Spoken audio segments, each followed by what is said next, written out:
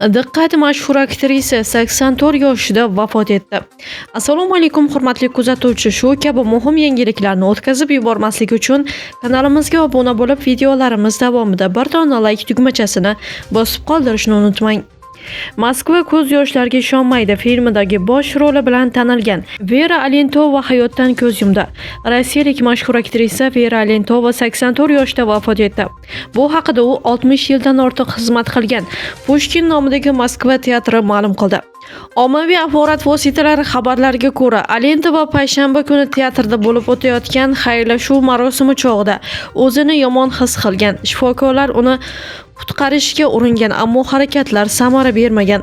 Dastlabki ma'lumotlarga ko'ra, o'lim sababi o'tkir yurak yetishmovchiligi bo'lgan. Vera Alentova o'nlab film va seriallarda rol ijro etgan bo'lib, unga eng katta shuhrat 1979-yilda suratga olingan Moskva ko'z yoshlarga ishonmaydi film orqali kelgan. Ushbu kartina 1981-yilda Oskar mukofotiga sazovor bo'lgan. Aktrisa mashhur rejissyor Vladimir Menshovning rafiqasi bo'lgan.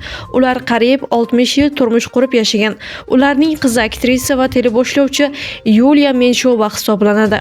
Hurmatli tomoshabinlar, video haqida o'z fikrlaringizni izohlarda yozib qoldirishni unutmang.